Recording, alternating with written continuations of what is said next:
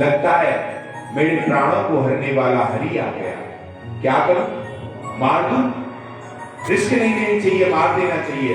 तुरंत विचार बोला नहीं नहीं, देखो एक ना एक दिन सबको मरना तो है ही। स्त्री नहीं है, खाली गर्भवती है। स्त्री की और बच्चे की हत्या करने वाले को नरक में भी जगह नहीं मिलती है, लोग मरने के बाद भी गाली देते हैं। अब देखो, जो कंस नव विवाह था, बहन को मारने के लिए तैयार था, उसने इतना नहीं सोचा घर चले जाने तो बाद में मार दूं, और आज उसे जहां कोई रोकने वाला नहीं है, वहां विचार बदल रहा है। क्यों बदल रहा है? क्योंकि कंस गर्भस्थ भगवान के सामने खड़ा है। जिनके हृदय में भगवान विराजमान है, उनके सामने हम चले जाएं तो बुद्धि सात्विक हो जाती है। हम संतों के पास क्यों जाते हैं? क्योंकि संतों के हृदय में भगवान विराजमान है। मैं मेहनतों की बात नहीं कर रहा हूं भैया, संतों की बात कर रहा हूं। हम संतों के पास इसलिए जाते हैं, उनके हृदय में भगवान विराजमान है। उनके दर्शन से हमारे अंदर की सात्विक वृत्ति आ जाए। आज कंस जैसे दुराचारी की वृत्ति बदल रही है, सोच बदल रही है। क्यों? गर्भस्थ भगवान के सामने खड़ा है, आ रहा है, जा रहा है। क्या करूं, कैसे करूं? अब तो महाराज उठते जाते उसे भगवान की याद आ रही है। भगवान ने ऐसी कृपा की कंस पे, अपने आने से पूर्व ही कंस को अपने आप को दान कर दिया। सारा जगत कृष्ण में हो गया कंस के लिए। जिधर देखे उसे कृष्ण नजर आने लगा। अब देवताओं से भी नहीं रहा गया। देवताओं ने कहा भाई भगवान काम तो हमारा ही करने आ रहे हैं, तो हमें भी जाके देवताओं ने कहा स्तुति करनी चाहिए। ब्रह्मा जी समय जा रहा है, केवल एक श्लोक की थोड़ी सी स्तुति करेंगे, फिर जन्म पे चलेंगे। क्या करें इसलिए? थोड़ी बहुत देर में भैया परेशानी तो नहीं है, उस समय आज में थोड़ा समय बढ़ जाए, बता दो परेशानी हो तो हाथ उठा के आनंद लेना, आनंद से चलो। देवताओं ने कहा भाई चलना चाहिए, काम तो हमारा ही बनाने आ रहे हैं। ब्रह्मा जी, शिव जी, सारे देवता चल दिए। नारद ऋषि भी चल दिए। नारद जी ने कहा भाई मेहनत तो सब हमारी है, हम कैसे रह जाए। नारद जी भी चल दिए। सारे देवता अपनी माया से बगैर द्वारपालों को दिखे कारागार में प्रकट हो गए। अब देखो भैया, संत कहते हैं वह स्वतंत्रता भी त्याज्य है, त्याग में योग है जो हमें भगवान से दूर कर दे, और वह परतंत्रता भी स्वागत योग्य है जो हमारे हृदय में भगवान को ले आए। माता देवकी वसुदेव जी की शारीरिक परतंत्रता हो गई और वो जेल में चले गए, किंतु ठाकुर जी उनके हृदय में विराजमान हो गए, तो वे स्वागत योग्य है। ऐसी परतंत्रता स्वागत योग्य है। सब लोग आए, प्रणाम किया। ब्रह्मा जी बोले भाई अब तक हमने विश्व में जो चराचर भगवान है उसकी स्तुति तो हमने की है, किंतु गर्भस्थ भगवान की तो कभी स्तुति नहीं की। कैसे करें?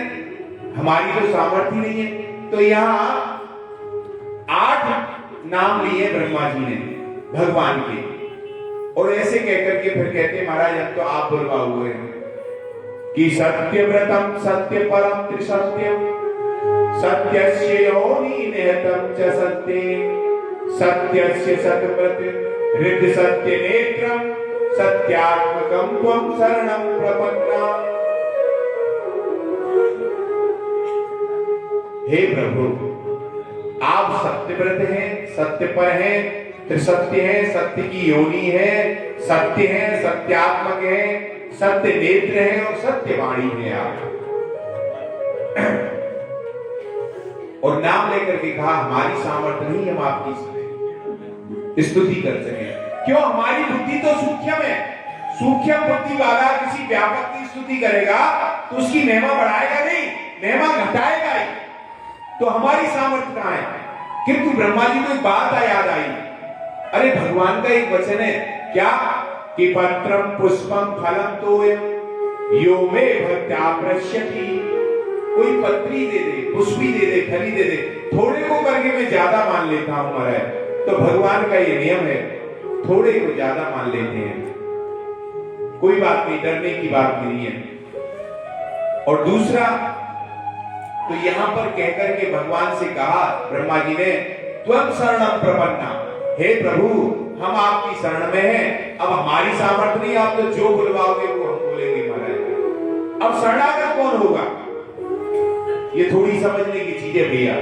शरणागत वही होगा जिसे अपनी असमर्थता का बोध होगा कि मैं असमर्थ हूं, कुछ नहीं कर सकता हूं, वही शरण में जाएगा। और जिसे ये होगा मैं सब कुछ कर सकता हूं, तो वो किसी की शरण में क्यों जाएगा? जिसको अपनी असमर्थता का बोध होगा वही शरणागत जाएगा। दूसरी बात, किसकी शरण में जाएगा? जिसकी शरण में जा रहा है उसकी सामर्थ्य में विश्वास हो और उसकी सुहृदता में विश्वास हो। जिसकी शरण में जा रहे हो सामर्थ्यवान है और सुहृद है। आप किसी के पास गए, वह सामर्थ्यवान है लेकिन वह आपके प्रति सुहृदय नहीं है, तो वो किस काम का? आपको कुछ बूटी कौड़ी नहीं देगा, आपकी शरणागति व्यर्थ हुई। और कोई आपके प्रति सुहृदय है किंतु उसके पास कुछ है ही कि जो एक बार मुझे अपना मान ले, मैं उसको सर्वभूतों से अभय कर देता हूं। महाराज सकृदेव प्रपन्नाय तवास्मीति चायाचते अभयम सर्वभूतेभ्यो ददामि तदा प्रथम मम। तो महाराज इस प्रकार से ठाकुर जी के स्वभाव की याद ब्रह्मा जी को आ गई कि ये सत्यव्रत है। सत्यव्रतम, भगवान सत्यव्रत है। कैसे सत्य वचनधारी है कि हम गए थे क्षीर सागर पर, भगवान हमें मिले नहीं, केवल संदेशा भेजा मैं आऊंगा, और उस वचन को सिद्ध करने के लिए भगवान आए। इसलिए भगवान सत्यव्रत है महाराज। और जब भगवान सत्यव्रत हैं और भगवान कहते हैं कम कोई मैं ज्यादा मान लेता हूं, और जो एक बार कहते कि मैं तेरा उसे मान लेता हूं, तो हम तो भगवान के नहीं, भगवान सत्यव्रत है, तो काम बन गया, अब चिंता नहीं है। अब आगे कहते हैं सत्य पर। सत्य की प्राप्ति सत्य से ही होती है, असत्य से सत्य की प्राप्ति नहीं होती है। अब सत्य असत क्या है? असत हुए है जितने भी लोक परलोक के भोग हैं, ये सब असत है। और भगवान से हम जो लोक परलोक के भोग मांगते हैं वे सत्य के द्वारा असत्य की वंचना है महाराज। तो भगवान सत्य पर है महाराज। यहां ऐसा करके मैं कहा त्रिसत्यम, भगवान त्रिसत्य हैं। ऐसा नहीं भगवान कल नहीं थे, आज है, कल होंगे।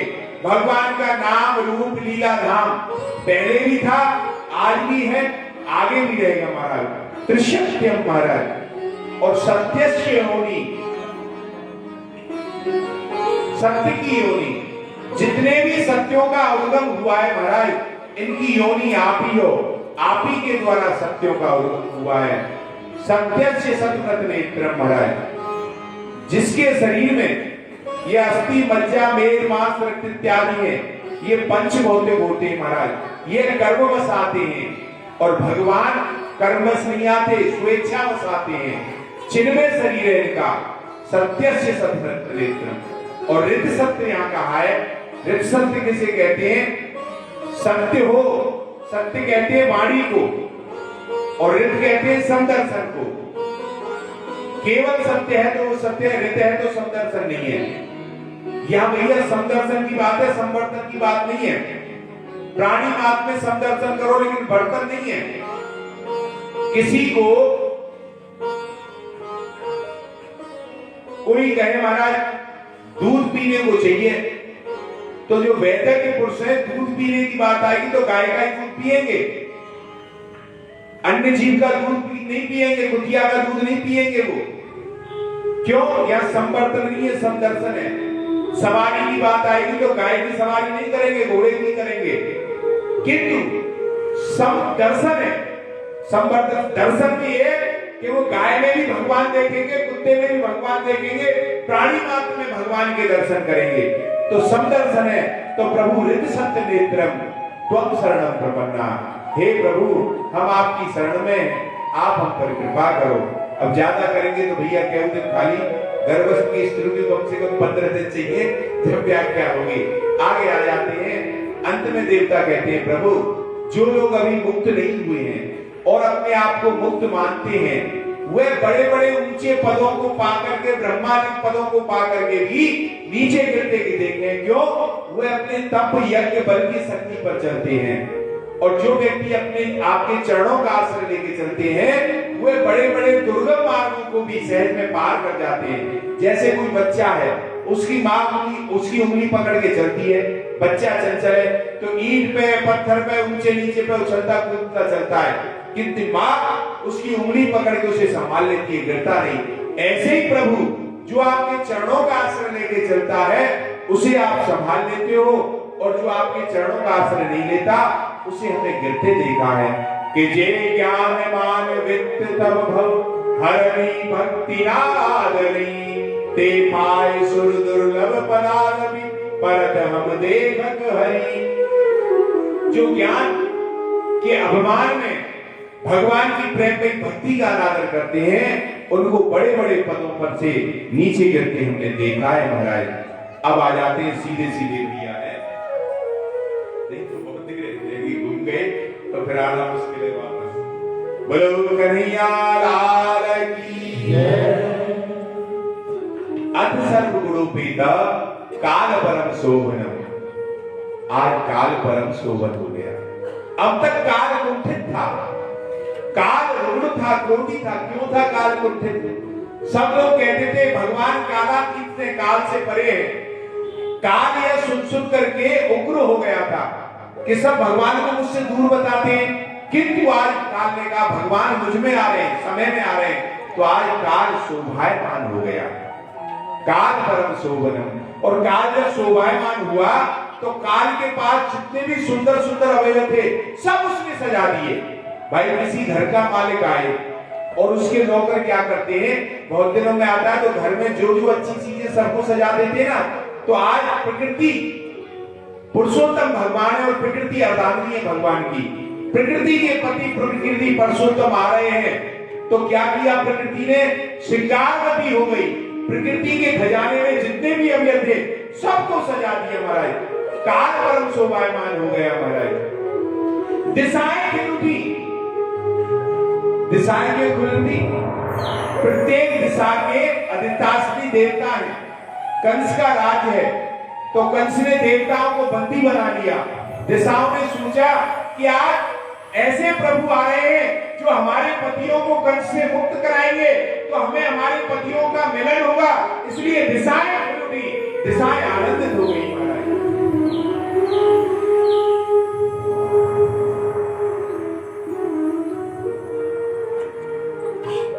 दिशाओं का एक नाम संस्कृत में आशा है, तो आज भक्तजनों की आशा जीवित होगी, इसलिए आज दिशाएं खुल गई महाराज।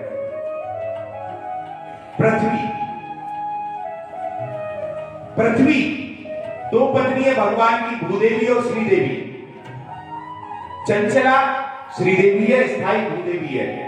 आज भूदेवी कहती है मेरे पति परमेश्वर मेरी शौच के पास वहां रहते, मेरे पास आते नहीं है। आज वो आ रहे हैं तो वो श्रृंगारवती हो गई।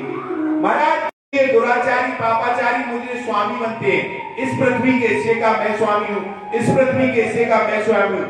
आज मेरे पति देव आ रहे हैं, उनसे मिलन होगा। आज मेरे सच्चे स्वामी आ रहे हैं और पृथ्वी के पुत्र का नाम है मंगल।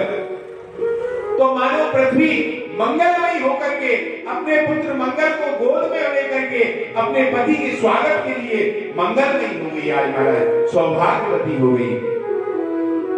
जल नदियां नदियां खुल उठी। नदियां क्यों खुल उठी? क्यों बरसात से जल गंदा हो जाता है। भगवान कहते हैं निर्मल मन जल सो मोहि पावा। मानो नदियां आचार होके कह रही हैं कि निर्मल बन जाओ हमारी तरह, भगवान तुमको अपनाएंगे। सारी नदियों का उद्गम पहाड़ों से हुआ है, गंगा जी का उद्गम भगवान के चरण से हुआ है। तो सारी नदी कहती है देखो गंगा जी तुमने हमारे पिताजी से तो तुम मिली, किंतु तुमने अपने पिता को नहीं दिखाया। आज गंगा जी कह रही है तुम मेरे पिता के दर्शन करना। आज मेरे पिताजी आ रहे हैं तो नदियां खेलों की और नदियों के मन में एक भाव आ गया। अब जो प्रभु आएंगे, यमुना जी जो हमारी बहनें इनकी चतुर्थ पटरानी बनेंगी और हमारी बहन की पटरानी बनेगी, तो हमारा संबंध हो जाएगा, ये हमारे जीजा बनेंगे। इसलिए नदियां खेलों की महाराज। और जलाशय खेलोगे। जलाशय ने क्या किया? हृदय दिल को जलाशय को हृदय बोलते हैं। उन्होंने अपने हृदय में कमल खिला लिया। उन्होंने कहा हमारे हृदय रूपी कमल को भगवान माला बना करके अपने हृदय पर धारण करेंगे तो हम धन्य हो जाएंगे। जलाशय ऐसा आनंद हो गया। वायु आज शीतल मंद हो गई, वायु में से विकृति चली गई, आंधी तूफान खत्म हो गया। क्यों? वायु ने सोचा आज में जब मेरे प्रभु राक्षसों को मारेंगे तो श्रम के द्वारा उनके मस्तक पर श्रम बिंदु आएंगे, मैं शीतल मंद भवन में करके उनकी सेवा करूंगी। राम अवतार में तो मुझे अवसर नहीं मिला, मेरे पुत्र पवन ने सेवा की, किंतु अब मुझे सेवा करने का अवसर मिलेगा तो वायु मंगलमयी होने वाले। आकाश खुल गया, आकाश ने कहा कि मेरी अनंत की उपमा तो उपमा जो है, लेकिन जो मेरी नीलिमा की उपमा थी वो अब तक झूठी थी। मेरे प्रभु जो आ रहे नील वर्ण धारण करके आ रहे, मेरी झूठी उपमा को साक्षी करके आ रहे, तो आकाश खुल गया और आकाश ने अपने चंद्रों में तारे चढ़ लिए महाराज। ऐसे समझो तारों की झालर बना ली हो, इस प्रकार से आकाश मंगलमय हो गया। अग्नि जागृत हो गई, अग्नि मंगलमय हो गई। अग्नि ने क्या कहा? अग्नि कब धन्य होती है? जब उसमें पका करके भगवान का भोग लगाया जाए तो अग्नि अपने आप को धन्य मानती है। अग्नि में हवन हो, यज्ञ हो तो धन्य मानती है। अब कंस का राज है, यहाँ मांस इत्यादि पकता है, भगवान का भोग नहीं बनता, भोग नहीं लगता। कोई बेचारा भक्त सेवा करे तो किसमिस काजू बादाम उनको चुप भोग लगा दे, अगर सामग्री सिद्ध करे तो कंस उसको मार डालता है। तो अग्नि ने सोचा आज मेरे प्रभु आएंगे तो मुझ में यज्ञ होगा, तो संतों और ब्राह्मणों के हवन कुंड में अग्नि स्वयं जागृत हो गई महाराज। अग्नि खिलौती महाराज मंगलमय हो गई। अब मन की बारी आई, मन आनंदित हो गया, मन खुल गया। मन बड़ा दुखी था। जिसे देखो, ज्ञानियों को देखो तो कहे मन का निग्रह करो, योगी के मन को मारो, भक्त कहते हैं मन को मारो, मन को कब्जे में करोगे तो मन कहता है भाई ये पाना चाहते हैं भगवान को और मारना चाहते हैं मुझको, सब मेरे दुश्मन है, क्या करूं? बड़ा दुखी था मन। किंतु आज मन प्रसन्न हो गया।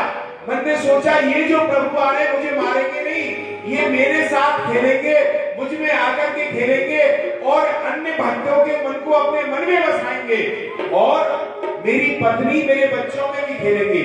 मन की पत्नी इंद्रिय है, बच्चे हैं विषय। तो जब मेरी पत्नी इंद्रिय नेत्र जाएंगे और कहेंगे देखो हमने प्रभु के दर्शन किए, तो मैं कहूंगा मुझे ले चलो, तो मुझे ले जाएंगे तो मैं भी दर्शन करूंगा। और विषय बाल बच्चे, नेत्रों का विषय प्रभु होंगे, कानों का विषय प्रभु होंगे, जिह्वा का विषय प्रभु होंगे, त्वचा का विषय प्रभु होंगे, नासिका का विषय प्रभु होंगे। तो आज मन खिल उठा महाराज, मन सुमन हो गया। तो काल परम शोभन, ऐसा काल परम शोभायमान हो गया। अब महाराज स्वागतम कृष्णा शरणागतम कृष्णा,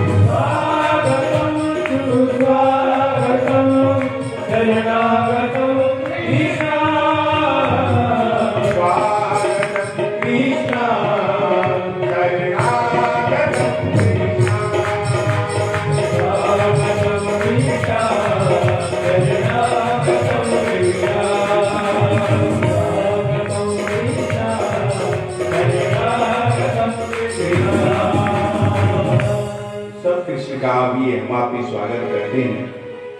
भादों का महीना आ गया, भाद्र महीना। भाद्र मतलब कल्याण, इसका नाम ही कल्याण है हमारे। अष्टमी तिथि आ गई, कृष्ण पक्ष आ गया। कृष्ण पक्ष तो है ही कृष्ण पक्ष की। अष्टमी तिथि आ गई। अष्टमी तिथि संध्या संयोग की तिथि, 7 दिन इधर और 7 दिन इधर, मध्याह्न में तिथि है हमारे।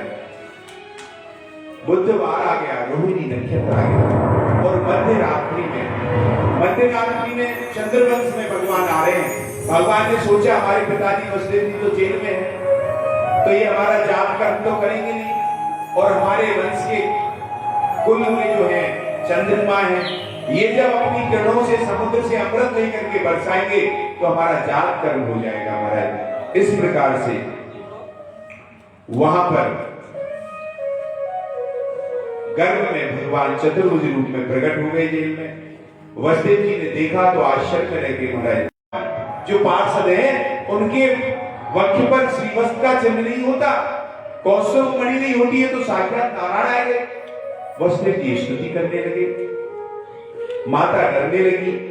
भगवान ने कहा मां आप डरो मत, अभी डरने की जरूरत नहीं है, मेरे हाथ में हथियार है। तब अद्भुत बालक, अद्भुत बालक क्यों कहा कि साधारण बच्चा जो होता है बगैर वस्त्र के होता है, ये पीतांबर धारण करके आए, 2 हाथ होते हैं इनके, महाराज चतुर्भुज रूप है धारण करके आए, और खाली हाथ आता है, शंख चक्र गदा पद्म लेकर के आए, और रोता हुआ आता है, ये मुस्कुराते हुआ, इसलिए तम अद्भुत बालक, अद्भुत बालक आया।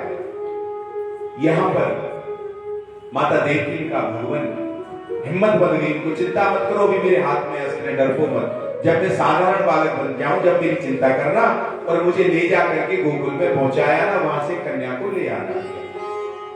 माता देवकी बोली प्रभु ये मृत्यु रूपी नागिन सबके पीछे लगी रहती है, किसी को छोड़ती नहीं, जब तक व्यक्ति तुम्हारे चरणों की शरण नहीं ले ले तब तक मृत्यु रूपी नागिन उसे छोड़ती नहीं है महाराज।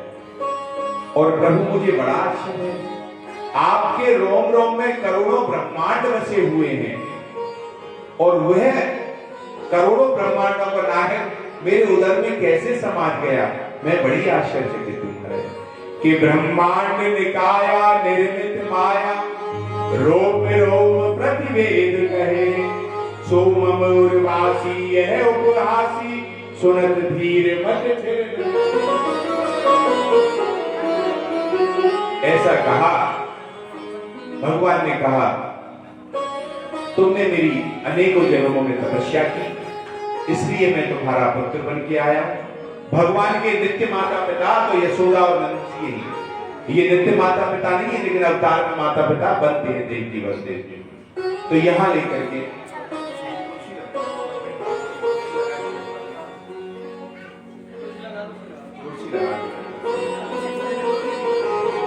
तो महाराज आपने बड़ी तपस्या की, उसके फल स्वरूप मैं तुम्हारा पुत्र बनाऊं, पहले भी बनाऊं, अब भी बनाया हूं। भगवान को वसुदेव जी ने धारण किया, जैसे ही धारण किया वसुदेव जी की हथकड़ी बेड़ी खुल गई, द्वार खुल गए और द्वारपाल सो गए। अब इसका क्या मतलब है? इसका तात्पर्य यह है जब जीव का संबंध ब्रह्म से होता है तो अज्ञान रूपी जितनी भी बेड़ी, जितने भी अज्ञान के बंधन है वो खुल जाते, कर्म के बंधन खुल जाते हैं, और जितने भी बुद्धि के संशय हैं वो हट जाते हैं, और काम क्रोध लोभ मत्सर जितने भी पहरेदार हैं वे सब सो जाते हैं। इसका उल्टा भी सही, आप देखो उतना ही सही है। जब माया से संबंध जुड़ेगा तो उल्टा हो जाएगा, पहरेदार देख जाएंगे, हथकड़ी बेटी लग जाएंगी महाराज। और वसुदेव जी लेकर के चल दिए बैठा के महाराज सर पर, रास्ता पता नहीं है, काली अंधेरी रात है, वसुदेव जी लेके जा रहे हैं। अब मेघों ने देखा, अरे ये तो ठाकुर जी ने सोचा कि माता जी चरण छूने के लिए पिताजी को डुबाना चाहती है, तो भगवान ने अपना ये चरण नीचे कर दिया, और जैसे ही चरण का स्पर्श हुआ यमुना जी शांत होती चली गई। एक कुर्सी और दे दी, 2 कुर्सी लगी, विराज लो, हाँ दोनों कुर्सी पे विराज लो, आराम से लेट बैठो। अभी बैठे हैं सब भैया भी, देखो ठाकुर जी को जन्म में नहीं सीखा हो, बालक को जन्म हाल ही ना हो, तो ठाकुर जी को जन्म में देखा तो इंतजार करो। बैठ जाओ सभी लोग, बैठ जाओ। वाह वाह ठाकुर जी। तो यमुना जी में लेकर के ठाकुर जी गए, इनको लेके वसुदेव जी गए और जाकर के गोकुल में पहुंचे, और गोकुल में नंद के यहाँ पर वसुदेव जी ने अपने दादा को सुला दिया और वहां से योग माया को लेकर के चले आए।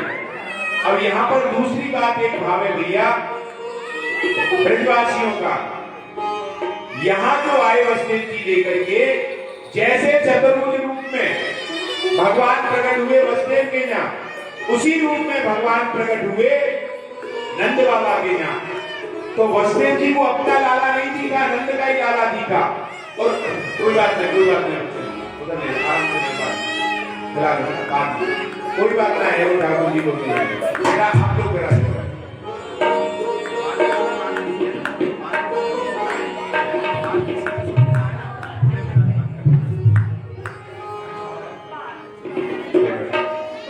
तो मजा में वसुदेव जी को अपना लाला नहीं दिखा, नंद के लाला में हुए मिल गया। क्यों? सुखदेव जी झूठ नहीं बोलते। सुखदेव जी अगर नंद का लाला नहीं होता तो कहते थे वसुदेव के का बालक आया, किंतु सुखदेव जी ने क्या कहा? नंदस्त्वात्मज उत्पन्ना, नंद के आत्मज हुए। वसुदेव जी उस कन्या को लेकर के आए और जैसे ही कन्या आई उन्हें बंधन बंध गए। और जब बंधन बने और जैसे ये लाला रोया, ऐसे कन्या जी मुंह मारा फाड़ के रोने लगी बड़ी जोर से। और कंस को पता चला बच्चा पैदा हो गया है और तुरंत कंस दौड़ा दौड़ा आया। देवकी वसुदेव ने कहा कि अरे महाराज, ये तो कन्या है, पुत्र का काल बताया था, कुछ नहीं। कंस ने उसे पकड़ के मारना चाहा तो वह कन्या कंस के सर पर पैर मार के और आकाश में उड़ गई।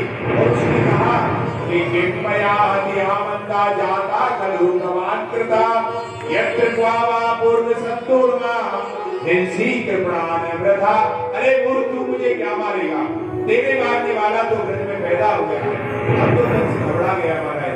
अब कंस घबरा गया तो उसने कहा भैया देवता भी झूठ बोलते हैं। अब यहाँ पे नंद बाबा 90 साल को है गयो और वाकई कोई बुढ़ापे में वही तक छोरी छोरा ना भयो भैया। ब्रजवासी के यहाँ आनंद ना हो, अभी तक ब्रजवासी निरानंद थे, बिना आनंद के हटे। तो यहाँ पर कछु ब्राह्मण आए नंद बाबा के यहाँ और ब्राह्मण को एक दिन नंद बाबा ने भोजन करायो।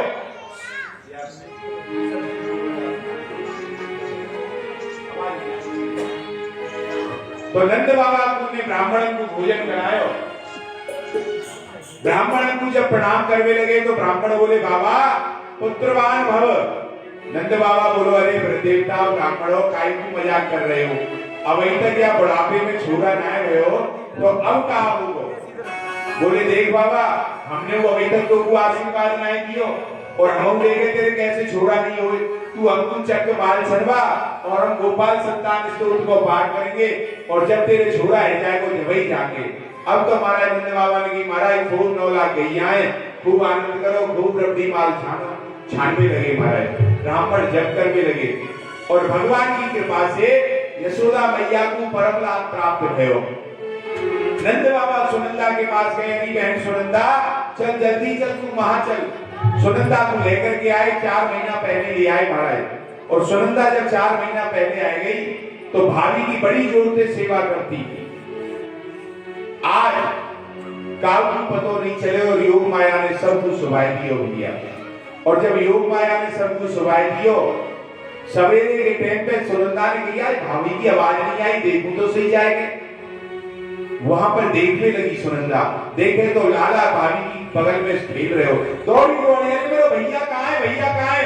वाल वाल बोले कहाँ है गए हो? पर बात में बता दूं मेरे भैया कहाँ है? तुम तो अठाई पे बैठे हो। तो अठाई पे बाबा तू यहाँ पे बैठो, मैं तुम सबरे आंगन में ढूंढ आई तो मिलो ही ना। दादी कहाँ गए हो बहना? बोले बाद में बताऊंगी, पहले मेरी बधाई दे। अरे बहन काय को मेरी धड़कन ने बुढ़ापे में तेज कर रही है, ये ले तिजोरी की चाबी, जो जो चाहिए सो ले ले।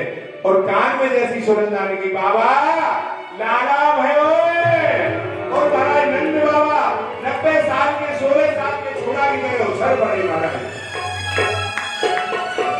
लाला भयो। तुरंत महाराज उपनंदन ने वेदक ब्राह्मण को बुलायो और वेदक ब्राह्मण को बुलाए करके महाराज यज्ञ जात कर्म कराए। देखो जो प्रेमी हुए, प्रेमी के प्रेम में स्वयं भूल जाए, किंतु वह प्रेमी के हृदय नहीं भूले। नंद बाबा स्वयं को भूल चुके हैं, लेकिन जात कर्म से मेरे लाला को संस्कार की शुद्धि होगी, या हमारे जात कर्म करवाए। पूजा है लगी, ब्राह्मण ने की बाबा स्नान करके आओ, स्नान करके आए। ब्राह्मण कह रहे बाबा अक्षताम समर्पयामि, बाबा नैवेद्य सरमा रहे। ब्राह्मण कह रहे बाबा जलम समर्पयामि, बाबा दूध चढ़ा रहे। ब्राह्मण बोले बाबा तू कहा गए हो, दिमाग ठीक ना आएगा तेरो? बोले देखो ब्राह्मणों भैया ऐसे मत बूझो, सच्ची सच्ची बताऊं मेरो मन तो झूठा को मोदी मनवाऊं चले हो। तो ब्राह्मण हंस के बोले एक काम कर, तू हमको संकल्प दे जा, हम तेरी पूजा कर देंगे। अब नंद बाबा वहां जाए नहीं महाराज, नंद बाबा को दर्शन नहीं हुए। इतने में कहा भयो कि नंद बाबा के घर में जो सेवकाएं काम करेगा वह नंद भवन से निकल के गोकुल में गई। उनने जाके कही हमने एक नई बात सुनी है।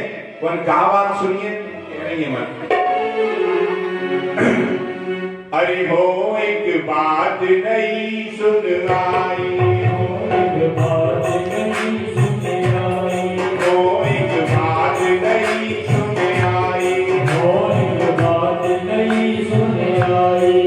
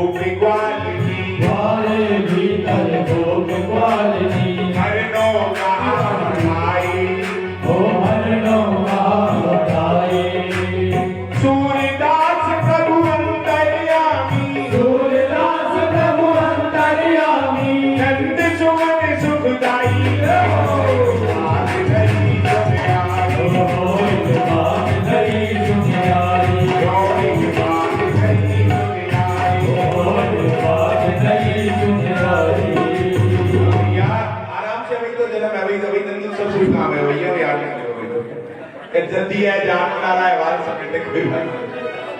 तो महाराज जब नंद भवन की पतो चली लाला भयोए तो सबके बूढ़े बूढ़े गोप भाग दिए। गोपी ने भी कहा जा रहे हो? अरे नंद के लाला वाले भाग रहे हो, फटियाल जा रहे हो? वो सुंदर सुंदर वस्त्र काई के ताई धर रखे तुमने, बढ़िया बढ़िया रेशमी बगलबंदी धोती पहनो, पाग बांधो, जब जाओ। अब सब श्रृंगार करने लगे महाराज। गोपी ने श्रृंगार करो, श्रृंगार ना करा तुम्हारा श्रृंगार तुम्हारा सबने श्रृंगार करो, गैया को सब पहुंचे। गोपी सबसे पहले पहुंच गई। गोपी को दर्शन पहले भई, पुरुषन को नहीं भई, नंद बाबा को भी दर्शन नहीं भई। गोपवाल ने पूछी बाबा हमको दर्शन करा, लाला कैसो है? तो बोले भैया मैं नहीं ना करे तो मैं कहां से कराऊं? तो बोले ऐसे दर्शन ना होए, श्रृंगार करना पड़े, सजनो पड़े तो सजाओ। अब गोपाल ने नंद बाबा को सजाया महाराज, बढ़िया रेस की धोती बगलबंदी पहनाई, पाग पहनाई, आंखन में काजर लगायो, मोछन पे इतर लगाइए और नंद बाबा से बोले बाबा देखियो कैसो लग रहो है। बेलाला बड़ो सही लग रहा हूँ, कैसो लग रहा हूँ बाबा, ऐसे समझ कल ही तेरो ब्याह में गोने ते आयो ऐसो लग रहा है। अच्छो भैया अब महाराज सज गए। तभी नंद बाबा को एक मित्र आएगा बधाई लेके, बाके मुंह पे दही की मटकी आई और वाले दही की मटकिया लेके गई, बाबा बोले हाँ बधाई हो, और दही की मटकिया नंद बाबा पे डाल दी महाराज। अब तो नंद बाबा बोले भैया बड़े दिनन में तो श्रृंगार करियो और वह तेने बिगाड़ दियो। गोपाल बोले बाबा पहली बार बुढ़ापे में छोड़ा है, बाबा मुंह देखे तो दही में नाई में देखे और ऐसे नाई देखे, नाच नाच के देखे। तो गोपाल ने कहा करो, एक गोप ने तो भेंट पकड़ ली इतने नंद बाबा की, एक ने भेंट पकड़ ली पल्ली लंदे महाराज। तो नंद बाबा को नचावे लगे कि नंद जू बालन आ पकड़े, कई लोगन नाचन को बिसाए, अरे गोद भरे कस पेट चले तब नंद बाबा सबके मन भाए।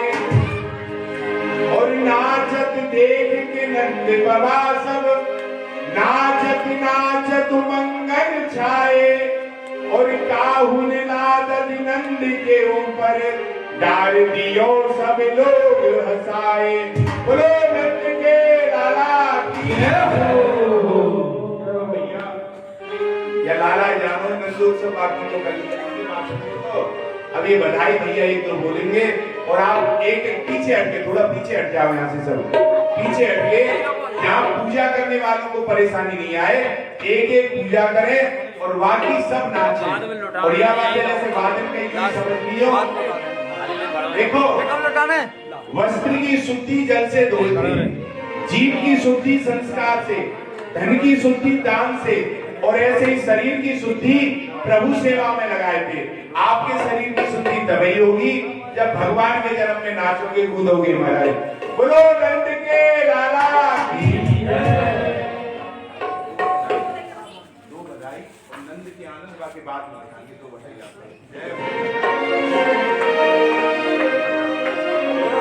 हरि दे तेरी मैया बधाई दे तेरी मैया, हरि दे तेरी मैया बधाई दे तेरी मैया, ओ तेरी ओ तेरी ओ तेरी गोद में आयो ना, बधाई दे तेरी मैया, तेरी गोद में आयो ना, बधाई दे तेरी बधाई दे तेरी मैया, ओ तेरी मैया